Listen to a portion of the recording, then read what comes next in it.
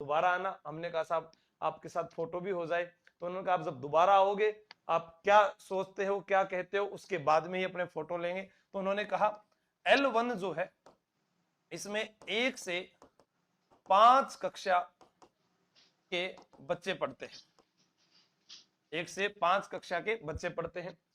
इन बच्चों को जो है माँ का जो प्रेम है वो मिलना चाहिए। कैसे मिलना चाहिए, उन्होंने 2-4 बातें रखी।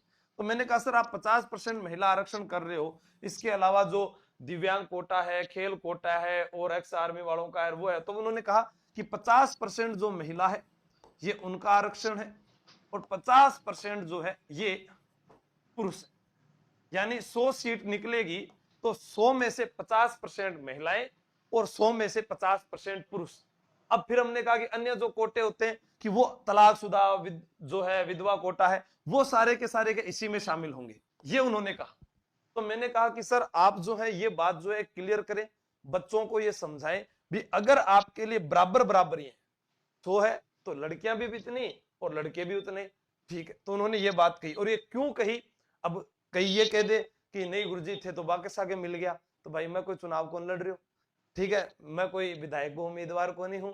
मैं सिर्फ वहां पहली बार देखने गया कैसे मीटिंग होती है, कैसे मिलते हैं, कैसे अपनी बात रखते हैं। क्योंकि ऐसे आपको लगता बहुत आसान है क्योंकि आप सोशल मीडिया पर घर बैठे हो कुछ भी बोल सकते हो, थारो जी करे यही जयपुर रहा, यही सीएम साहब बैठते हैं, जब आपका मन करे जो आपका नेता है जो नेतृत्व कर रहा है कहिए ना उनको, जाइए मिलिए। सीएम साहब ने खुद कहा है मैं युवाओं के विचार जानना चाहता हूं, आप मुझे सुझाव दीजिए, अगर वो विद्यार्थी हित में होंगे अच्छे होंगे तो मैं लूंगा। आप जितने भी लाइव हैं सभी के सभी जाकर जो है आप मिल सकते हैं। तो हमने कहा सर ऐसा तो नहीं हो सकता कि सारे आपके पास आ जाए मिलने, क्योंकि वहां जन सुनवाई चलती है तो डायरेक्ट सीएम साहब से तो मिलेंगे नहीं, वो पीछे वाले जो मिलकर आपको निकाल देंगे। तो ये भी होता है। फिर उनसे पूछा भाई ऐसा सर आप कर रहे हैं इसके पीछे, तो क्या है कि आज जब हम मिलने गए तो वहां पर एक लड़की भी जो थी वहां बैठी हुई थी जो कोई अरे न्यूरोपैथिकल कुछ मेडिकल का होता है उसकी कोई मांग लेकर आए। तो हम उन्होंने जब मातृत्व की बातें की तो लड़की ने भी कहा सर आप बहुत अच्छा कर रहे हो। तो लड़की ने जब बोला तो सीएम साहब ने बोला हमको देखो आप पूछो इन माताओं और बहनों से ये सब खुश है। तो हमने कहा कि सर पुरुष वर्ग खुश नहीं है, तो उन्होंने कहा बिल्कुल नहीं है, मैं जानता हूं क्योंकि हमारी सोच वो बनी हुई है रूढ़िवादी परंपरा की कि लड़का जो है नौकरी लगेगा तो 15 लाख 20 लाख आप दहेज की मांग करोगे। मैं साहब अगर लड़की लगेगी तो छोरा सु ब्याह नहीं करेगी तो भाई उनके लिए अलग से वैकेंसीज है। हमने कहा सर बीएसटीसी वालों के लिए सर दूसरा कोई ऑप्शन नहीं है। तो उन्होंने कहा कि मैं अन्य भर्तियां निकालूंगा ना, सीईटी की भर्तियां निकालूंगा पुलिस। मैंने कहा साहब उसने बीएसटीसी की है तो अब ऐसा तो है नहीं हम वहां जोर से बोल जाए नहीं साहब आप बीएसटीसी वालों के लिए जो है ऐसा कैसे कर सकते हो, आप उनकी बात को मानना पड़ेगा सुनना पड़ेगा। उन्होंने जो कहा फिर उन्होंने कहा चलो आपका लेटर दो हम देखते हैं। हमने कहा तो उन्होंने कहा कि आप प्रत्येक जिले में जाओ, प्रत्येक जिले के युवा से पूछो वो क्या चाहता है। मैं मना नहीं कर रहा, ना ही मैंने लागू किया है।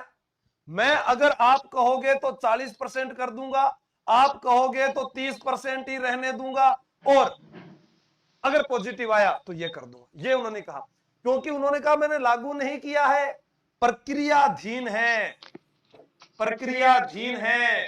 तो मैंने कहा प्रक्रियाधीन का मतलब तो यही होता है कि पहले इस L1 में कर दे, थोड़े दिनों बाद में L2 में कर दे, फिर सेकंड ग्रेड फर्स्ट ग्रेड में कर दे।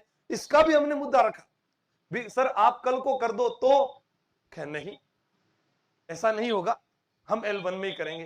तो ये तो कोई जरूरी थोड़ी ना कल को कर दो तो, भाई साहब आप तो सीएम साहब हैं, आपने अगर मोहर लगा दी तो लगा दी, फिर बच्चा कहां जाएगा उसको कौन टालेगा। तो इसलिए आप लोगों को कुछ नहीं करना, सिर्फ इतना करना है 30 जून की तारीख है,